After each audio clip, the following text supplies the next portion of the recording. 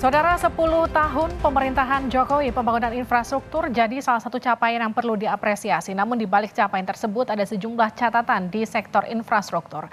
Jika dilihat dari pembangunan bendungan tahun 2015 hingga 2024 dari target 61, 42 diantaranya terrealisasi. Untuk listrik, targetnya 225,15 megawatt yang terrealisasi 153 megawatt. Untuk pembangunan jalan tol sejak 2015 hingga 2023 terbangun 2050 km dengan rata-rata 228 km per tahun. Sedangkan jalan nasional 2015 hingga 2023 5.823 km dengan rata-rata 674 km per tahun. Apakah pembangunan infrastruktur di era Jokowi sudah sepenuhnya memenuhi kebutuhan dan manfaatnya dirasakan secara adil dan merata? Kita akan ulas usai tayangan berikut.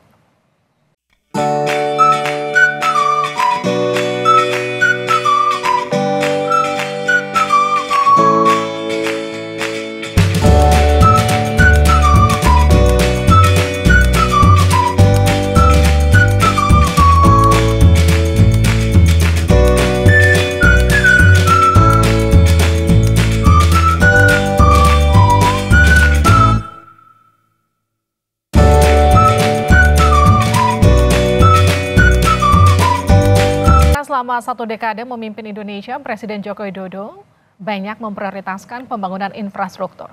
Hingga pertengahan bulan Agustus lalu, Presiden Jokowi telah membangun 366.000 km jalan desa, 2.700 km jalan tol, 6.000 km jalan nasional. Jokowi juga membangun 50 bandara dan pelabuhan baru, serta 43 bendungan.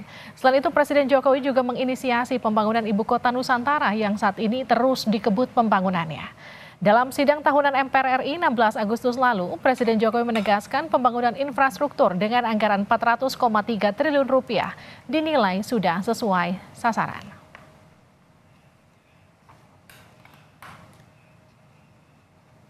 Pembangunan infrastruktur dianggarkan sebesar 400,3 triliun rupiah, terutama untuk infrastruktur pendidikan dan kesehatan, infrastruktur konektivitas, infrastruktur pangan dan energi, serta keberlanjutan pembangunan IKN.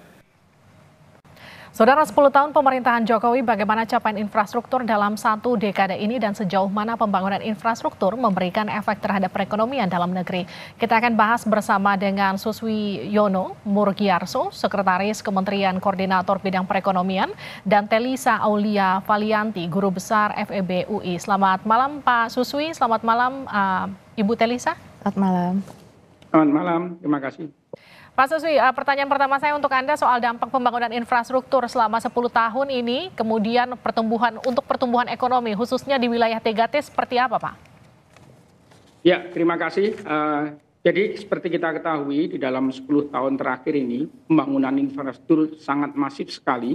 Tadi seperti sudah disampaikan beberapa data yang terkait dengan pembangunan jalan tol baru yang kira-kira sampai lebih dari 2.400 kilometer.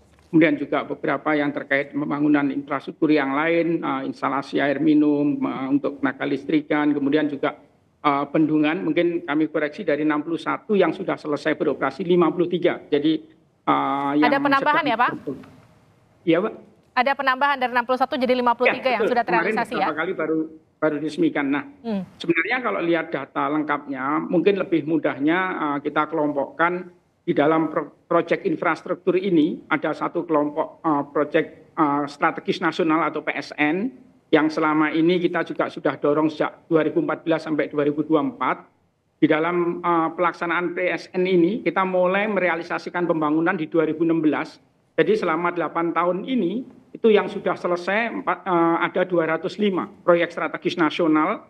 Dari 205 ini total realisasi investasinya sudah sekitar 1.855 triliun. Ini dari 205 PSN, sedangkan masih ada 78 dan 233 di dalam daftar PSN terakhir kemarin yang kalau selesai semuanya itu lebih dari 6.200 triliun. Kemudian kalau kita clustering, tadi sudah disampaikan Bapak Presiden menyampaikan ada yang terkait dengan konektivitas, aksesibilitas, itu kira-kira bandara, pelabuhan ada 11 pelabuhan dan 50 bandara baru, ada 7 proyek kereta api baru dan sebagainya. Kemudian yang terkait dengan ketahanan energi, mulai dari pembangkit listrik kalau kita total sudah 21,7 gigawatt, demikian juga yang terkait dengan kedaulatan pangan ada 53 bendungan yang koreksi dari 44 tadi, ketiga food estate, ada jaringan irigasi, demikian juga yang terkait dengan klaster hilirisasi industri. Kalau kita lihat terutama dari kawasan-kawasan strategis. Nah dari KEK sendiri, KEK itu sudah mulai di 2014, waktu itu sampai hari ini sudah ada 22 kawasan ekonomi khusus. Dan kalau kita lihat ini tersebarnya juga 15 berada di luar Jawa, jadi mendorong ekonomi inklusif. Demikian juga dari sisi investasinya, KEK itu sudah mencapai 205,2 triliun. Nah, capaian tenaga kerjanya tambahannya pun sudah 132.000 tenaga kerja. Nah, tadi kalau bicara mengenai daerah 3T yang terluar, kita lihat dari beberapa PSN, misalkan pembangunan 15 PLBN, pos lintas batas negara kita, 15 kita bangun selama 10 tahun ini itu sudah betul-betul mendorong perekonomian di daerah-daerah perbatasan. Sebagai contoh misalkan di Skautung, di Jayapura, di Irian, demikian juga di Matoain di perbatasan dengan Timor Leste. Nah kalau kita lihat pembangunan infrastruktur yang masif ini, saya kira baik dari sisi nilai maupun dampak ekonominya sangat besar sekali mewarnai pertumbuhan ekonomi kita selama 1 dekade ini. Pak Suswi gini, kalau tadi kita melihat dari pembangunan infrastruktur selama 10 tahun pemerintahan Pak Jokowi secara masif dengan budget yang sangat besar, kemudian harapannya semua sesuai target. Apa yang membuat pembangunan infrastruktur tidak semuanya kemudian mencapai target, Pak? Kendalanya apa? Ya, sebenarnya kalau kita lihat dari proyek strategis nasional, ini setiap saat kita rubah dengan Kepres maupun dengan Permenko, di mana daftar PSN ini selalu bertambah, yang kita keluarkan yang sudah selesai. Nah tadi sebagai catatan dari 283 proyek itu yang betul-betul sudah beroperasi 205.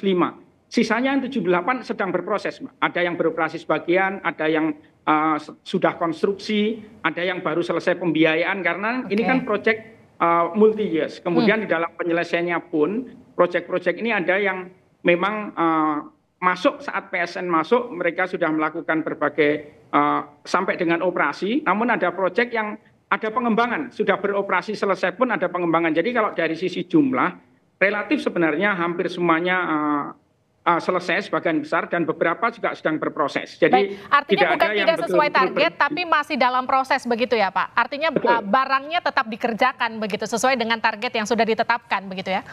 Betul. Kita melakukan evaluasi secara reguler terkait dengan PSN, Proyek Strategis Nasional ini, dan kita juga melaporkan secara reguler. Jadi dari catatan terakhir listnya ada 233 proyek, itu ada yang selesai sampai akhir tahun ini, ada yang beyond 2024. Jadi semuanya masih dalam proses. Saya ke Bu Telisa ya. Bu Telisa, kalau kita bicara soal capaian infrastruktur di era Pak Jokowi, sejauh mana kemudian ini berpengaruh pada pertumbuhan ekonomi 1 dekade ini? Ya, tentunya infrastruktur itu kan multiplier efeknya cukup besar ya. Jadi kalau kita lihat berdasarkan hasil riset ya, beberapa kajian menunjukkan bahwa multiplier efek dari sektor infrastruktur itu mendekati angka 2. Jadi kalau kita mengeluarkan uang 1 triliun, itu untuk pertumbuhan ekonomi itu bisa create maksimum 2 triliun ya, walaupun di average sekitar 1,6 triliun impactnya ya, lebih perputaran ekonomi yang bisa ditimbulkan. Nah berarti kan cukup besar ya. Dan kemudian yang kedua, karakteristik infrastruktur di Indonesia itu juga biasanya padat karya. Tadi disampaikan oleh Pak Susi terkait dengan penyerapan lapangan kerja. Jadi banyak program-program prioritas strategis nasional ini itu untuk menyerap lapangan kerja juga. Dan yang ketiga itu biasanya juga kita kan sekarang sedang mendorong TKDN ya. Jadi pemerintah sendiri kan memang sudah mendorong agar pembangunan infrastruktur itu menggunakan produk-produk lokal juga gitu. Nah itu juga artinya mendrive dari sisi produksi domestik ya, misalkan dari industri semennya, kemudian industri transportasinya dan seterusnya. Nah itu didorong untuk dari ekonomi domestik juga gitu ya, walaupun nggak bisa 100% ya, tetapi setidaknya kita terus mendorong penggunaan domestik. Nah itu tentu sangat berdampak ya, dan kita sendiri sebagai masyarakat merasakan efisiensi kegiatan kita dengan infrastruktur. Dan tadi mungkin banyak disampaikan infrastruktur tuh fisik ya, tetapi sebetulnya infrastruktur juga yang kalau dilihat itu telekomunikasi, jangan lupa. Ini kan kita di era ekonomi digital. Bagaimana kita masih bisa survive di era COVID dengan adanya internet, dengan adanya meningkatnya kecepatan ya. Jadi saya juga mau menyorot tadi di era Pak Jokowi ini meningkat dari tadinya 2014 itu kecepatan internet kita 2,5 Mbps. Itu kemudian bisa menjadi 25 Mbps. Itu naik 10 kali lipat. Nah, dengan itu terus ada 4G, 5G gitu kan. Itu berkembang banget. Kita sangat mudah sekarang untuk melakukan komunikasi, konektivitas. Nah, bayangkan kita sehari aja internet mati, itu kan pasti berpengaruh ke produktivitas kita. Apalagi ekonomi sekarang banyak yang dengan platform-platform, aplikasi-aplikasi ya, hidup kita penuh dengan aplikasi nih kalau kita rasakan dan sangat membantu dari perekonomian kita. Jadi itu aja yang kita rasakan. Jadi kalau menurut saya bukan suatu hal yang sulit apabila kita melihat indikator ini dan kita bisa memberikan apresiasi. Pak Jokowi mungkin bisa kita kasih semacam legacy ya, bahwa beliau adalah sebagai Bapak Infrastruktur Indonesia ya. Artinya gini, pembangunan infrastruktur secara masif di era Jokowi ini menjadi salah satu faktor pendukung besar kenapa pertumbuhan ekonomi kita ada di tren angka positif begitu.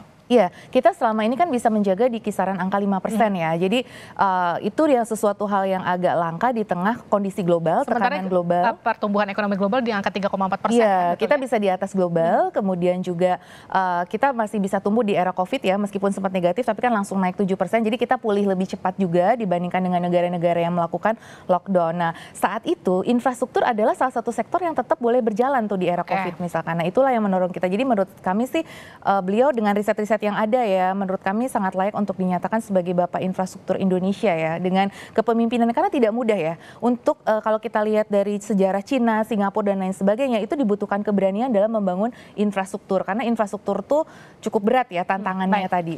Lalu bagaimana kalau kita bicara soal dampak jangka panjang dari pembangunan infrastruktur di era Pak Jokowi nanti, khususnya bagi wilayah-wilayah 3T itu, seperti apa kemudian nanti dampak jangka panjangnya untuk masyarakat yang ada di sana? Tapi nanti dijawabnya usai jeda. Kita akan kembali usai jeda di Sapa Indonesia Malam. Selama 1 dekade memimpin Indonesia, Presiden Joko Widodo banyak memprioritaskan pembangunan infrastruktur. Hingga pertengahan bulan Agustus lalu, Presiden Jokowi telah membangun 366.000 km jalan desa, 2.700 km jalan tol, 6.000 km jalan nasional. Jokowi juga membangun 50 bandara dan pelabuhan baru, serta 43 bendungan. Selain itu, Presiden Jokowi juga menginisiasi pembangunan Ibu Kota Nusantara, yang saat ini terus dikebut pembangunannya. Dalam sidang tahunan MPR RI 16 Agustus lalu, Presiden Jokowi menegaskan pembangunan infrastruktur dengan anggaran 400,3 triliun rupiah, terutama untuk pendidikan dan kesehatan pangan dan energi, serta pembangunan IKN dinilai sudah sesuai sasaran. Pembangunan infrastruktur dianggarkan sebesar 400,3 triliun rupiah, terutama untuk infrastruktur pendidikan dan kesehatan, infrastruktur konektivitas, infrastruktur pangan dan energi, serta keberlanjutan pembangunan IKN. Melalui pembangunan infrastruktur, Presiden Jokowi menyebut pertumbuhan ekonomi Indonesia selalu terjaga di kisaran 5%, atau lebih tinggi dari rata-rata pertumbuhan global yang sebesar 3,4%. Ekonom Selyos Bima Yudhistira menilai, pembangunan selama 10 tahun pemerintahan Presiden Jokowi belum mampu memenuhi kebutuhan kalangan industri. Bima menyebut semangat industrialisasi tak berjalan lewat proyek infrastruktur yang tak terkoneksi. Ditambah lagi, penugasan proyek kepada BUMN justru menambah beban keuangan perusahaan. 20 Oktober mendatang, Presiden terpilih Prabowo Subianto akan dilantik sebagai pimpinan Indonesia baru 5 tahun ke depan. Ada kereta cepat, tapi fakta bahwa deindustrialisasi prematur, industri manufaktur semakin mengalami pelemahan, industri padat karya banyak yang gulung tikar, bahkan tidak sedikit yang PHK secara masif di banyak sekali tempat yang seharusnya adanya infrastruktur bisa memicu terjadinya industrialisasi.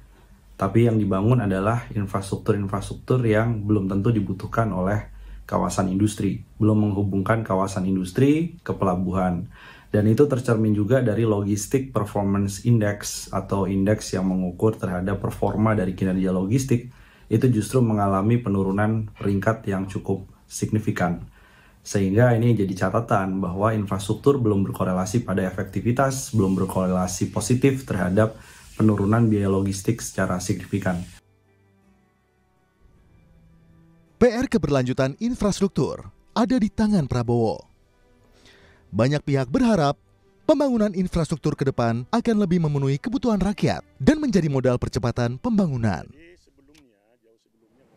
Kita masih membahas mengenai capaian infrastruktur di era pemerintahan Jokowi selama 1 dekade ini. Kita masih bersama dengan Pak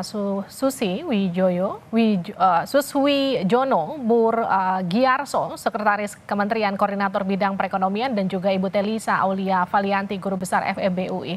Bu Telisa, tadi pertanyaan saya soal bagaimana kemudian nanti keberlanjutannya dan juga apa yang kemudian harus dilanjutkan pemerintahan baru yang terpilih nanti dan akan dilantik pada 20 Oktober, khususnya untuk wilayah-wilayah di 3T. Ya, jadi kalau kita lihat ini kan Pak Presiden Jokowi ini adalah nawacita, nanti Pak Prabowo adalah astacita. Kalau kita lihat dari nawacita itu memang Pak Jokowi kan membangun dari pinggiran ya, itu pasti daerah 3T menjadi prioritas beliau. Nah, untuk di astacita sendiri itu disebutkan pengembangan infrastruktur dan agromaritim melalui koperasi. Jadi artinya ada kata-kata infrastruktur juga di dalam astacitanya. Jadi dilihat bahwa pemerintahan akan datang memang akan terus melanjutkan. Nah, untuk di daerah 3T sendiri itu kan sebetulnya permasalahan terkait dengan logistik ya, dan memenuhi akses masyarakat biasanya terhadap kebutuhan transportasi dan juga biasanya kebutuhan masyarakat sehari-hari pangan. Jadi ada beberapa daerah kita di wilayah terpencil dan terluar itu yang sulit untuk diakses melalui jalan darat, misalkan harus melalui jalan laut ataupun udara. Nah, kebutuhan-kebutuhan logistik masyarakat itu dipasok ya di era Pak Presiden ini terus untuk didorong dengan perbaikan konektivitas tadi, termasuk jalan desanya. Nah, itu kan kebutuhan masyarakat bisa terpenuhi dengan baik, harga-harga juga. Kalau kita lihat kan salah satu prestasi juga adalah kestabilan harga ya di era Pak Jokowi ini, stabilitas harga relatif bisa tercapai gitu untuk volatile food dan lain sebagainya. Nah, masyarakat di daerah terluar itu sangat membutuhkan akses untuk kemudahan mereka memenuhi kebutuhannya dan pada harga yang terjangkau. Jadi kita lihat berbagai daerah dulu belum pernah ya dalam sejarah itu sistem harga BBM aja contohnya itu satu harga. Nah, ini kan bisa dicapai harga BBM satu harga. Nah, itu jadi di era yang akan datang itu PR-nya sebetulnya adalah memanfaatkan infrastruktur ini tadi. Kalau ada pendapat ekonom yang menyatakan belum terkoneksi dan sebagainya, tentu memang nggak ada yang sempurna dan semua butuh proses. Jadi artinya bahwa kebutuhan-kebutuhan industri itu apa, dengan adanya logistik yang makin baik, industri kan juga akan makin baik. Nah, itu harus dilanjutkan karena sejalan dengan astacita kan hilirisasi industri. Nah, nanti infrastruktur yang sudah ada itu bagaimana dimanfaatkan untuk mendukung proses industrialisasi ini, seperti itu. Kalau saya melihat perlunya seperti itu. Saya ke Pak Susi. Pak Susi, kan selama ini kita hanya mendengar dengan istilah biasa pembangunan infrastruktur itu Jawa sentris, hanya terpusat di Jawa. Tapi di era Pak Jokowi kemudian menjadi Indonesia sentris. Bagaimana kemudian ini nanti bisa kalau melihat dari indikator keberhasilannya dan kemudian nanti bisa dilanjutkan kembali lagi di pemerintahan terpilih mendatang? Ya, terima kasih Mbak Livi. Jadi kalau kita melihat dari peta dari berbagai proyek infrastruktur kita, baik PSN maupun kawasan-kawasan pengembangan ekonomi, khususnya KEK atau kawasan ekonomi khusus, dari awal memang desainnya ini untuk ekonomi inklusif. Artinya memang akan meratakan semua sumber-sumber pertumbuhan ekonomi terutama di luar Jawa. Saat ini dari 22 KEK yang beroperasi juga 15 ada di luar Jawa. Demikian juga dengan beberapa daerah 3T tadi yang di awal disebutkan Mbak Livi, pembangunan 15 PLBN itu betul-betul didorong untuk juga menjadi sumber pertumbuhan ekonomi baru di kawasan-kawasan perbatasan. Nah, mengenai keberlanjutan proyek, saya kira tadi di dalam pidato Pak Presiden sudah disampaikan untuk tahun depan pun itu di postur APBN kita 2025 itu pemerintah masih mengalokasikan sangat besar 400,3 triliun dengan fokus ke beberapa layanan dasar ke masyarakat tadi, mulai pendidikan, kesehatan, kemudian masalah ketahanan pangan dan energi. Jadi saya kira kita tetap ke depan infrastruktur itu menjadi hal yang paling penting untuk mendorong pertumbuhan ekonomi kita. Saya kira tadi Bu Telisa sudah menyampaikan juga, terutama share-nya ke PDB kita. Dari satu contoh sektor konstruksi saja, itu share ke PDB-nya sudah 10% sendiri. Di luar itu juga sektor konstruksi kita dalam beberapa tahun terakhir di semester 1 2020 ini growth-nya masih 7,5%, jadi sangat tinggi sekali. Kemudian kalau kita lihat juga multiplier efeknya. Dari satu sektor konstruksi saja, itu linkage-nya ke sektor yang lain itu juga sangat tinggi sekali. Karena itu pemerintah yakin dengan kita tetap melanjutkan pembangunan infrastruktur ke depan, bukan hanya mendorong pertumbuhan ekonomi yang kita terus jaga di level di atas 5%, bahkan kita akan mengarahkan seperti yang disampaikan Bapak Presiden terpilih kita akan mengarah ke 8%. Nah, namun demikian beberapa hal yang tadi jadi catatan teman-teman, misalkan apakah sekarang sudah bisa menghubungkan sehingga bisa mendorong industri manufaktur. Nah, sebenarnya untuk keberlanjutan ke depan, kita ingin mendorong kembali beberapa infrastruktur yang sudah kita bangun dalam 10 tahun ini kita kelanjutannya seperti apa? Sebagai contoh, tadi dari 61 bendungan sudah 53. Nah, berikutnya kita mendorong masalah jaringan irigasinya, mengoptimalkan pemanfaatan bendungan itu sendiri. Demikian juga tadi dari lebih 2.400 kilo jalan tol misalkan. Itu sebagai backbone-nya. Nah, sekarang kita sudah mulai program-program untuk program exit jalan tol, sehingga fishbone-nya juga kita bangun, termasuk akses ke kawasan industri yang menjadi program utama kita. Desain kawasan ekonomi khusus akan nyambung dengan backbone jalan tol tadi misalkan. Sebagai contoh KEK Gresik. Itu jelas sekali bagaimana sekarang smelternya Freeport yang satu proyek saja sudah 45 triliun menyerap lebih dari 20.000 tenaga kerja gitu. Nah, itu juga kita hubungkan langsung dengan akses keluar tol dari Manyar di Jawa Timur. Jadi sebenarnya ini sudah dalam pipeline project, mudah-mudahan keberlanjutan ke depan dengan pemerintah masih mengalokasikan lebih dari 400 triliun, mudah-mudahan infrastruktur ini betul-betul masih menjadi andalan utama kita untuk mendorong pertumbuhan ekonomi kita. Demikian Mbak Livi. Baik Pak Susi, saya ke Bu Telisa terakhir Bu. Jadi bagaimana kalau kita bicara soal pendidikan dan juga penelitian, apa kemudian peran antara dua sektor ini untuk mendukung kebijakan infrastruktur yang kemudian berfokus pada konektivitas dan juga ketahanan pangan di Indonesia periode mendatang? Ya, jadi kalau kita lihat memang sangat penting ya disampaikan bahwa tadi disampaikan untuk sektor pendidikan dan kesehatan ya. Jadi tentunya pendidikan dan kesehatan ini adalah dua sektor yang sangat penting untuk membangun suatu negara yang ingin dicita-citakan ya, yaitu sebagai Indonesia maju atau Indonesia emas. Nah, jadi dukungan dari, jadi tidak hanya hardware ya, jadi infrastruktur itu perlu juga softwarenya. Jadi SDM-nya, kualitas SDM. Jadi kalau pendidikan ini adalah bagaimana pembangunan pendidikan itu juga mendorong dari sisi pendidikannya itu sendiri, dan pendidikannya nanti akan mendukung pembangunan itu sendiri. Jadi saling terkait ya, di situ ada simultanitas. Jadi kalau pendidikannya semakin baik, tentu kita bisa membangun lebih baik lagi. Nah, dengan pembangunan infrastruktur yang lebih baik, tentu kita akan punya pendidikan yang lebih baik juga. Nah, ini ke depan tuh SDM tuh juga menjadi pemerintah yang akan datang ya, itu menjadi fokus untuk SDM-nya. Nah, nanti dengan SDM yang lebih kuat, ini bisa mengelola infrastruktur ini lebih baik lagi. Jadi infrastrukturnya bisa termanfaatkan. Pak Presiden sudah membuat basic fondasi yang sangat kuat, yaitu infrastruktur yang baik. Nah, dengan model infrastruktur yang baik itu, kita bisa membangun pendidikan dan kesehatan kita menjadi lebih baik. Tadi kan juga dibangun ya, infrastruktur itu juga kesehatan ya. Kita kan cukup besar ya, apalagi waktu COVID itu juga puskesmas kita jumlahnya meningkat. Terus ada undang-undang kesehatan, nanti kita kekurangan layanan tenaga medis sudah disiapkan. Nah, tenaga medis kita juga meningkat. Nah, dengan masyarakat yang lebih sehat, masyarakat yang lebih berpendidikan, kita bisa growing lagi. Tadi disebutkan targetnya 8%. Nah, ini sebagai model kesejahteraannya itu holistik. Jadi bukan hanya kesejahteraan dari ketersediaan infrastruktur fisik itu sendiri ya, tapi impact yang ditimbulkan secara holistik ya. Kemudian juga dari sisi SDM-nya sendiri, ada kemajuan dari sisi SDM, masyarakat juga menjadi lebih sejahtera. Karena kan kita sendiri merasakan ya, kayak saya sendiri nih merasakan ada kereta api cepat ke Bandung gitu misalkan, itu sangat mudah. Kita cukup bangga, bukan hanya Jepang yang memiliki Shinkansen, akhirnya Indonesia juga memiliki, dan itu sangat efisien banget untuk mobilitas kita kayak gitu. Nah, itulah hal-hal yang harus diukur bukan hanya secara ekonomi, secara kuantitatif, tapi juga secara kualitatif juga untuk kesejahteraan masyarakat secara holistik seperti itu. Oke, terima kasih Ibu Telisa, terima kasih juga Pak Susi. Yang pasti dengan anggaran 400,3 T nanti di 2025 diharapkan nanti pembangunan infrastruktur akan tetap jadi fokus untuk pembangunan terutama untuk masyarakat kita di wilayah 3T. Terima kasih sudah bergabung bersama kami di Sapa Indonesia, malam sehat-sehat selalu.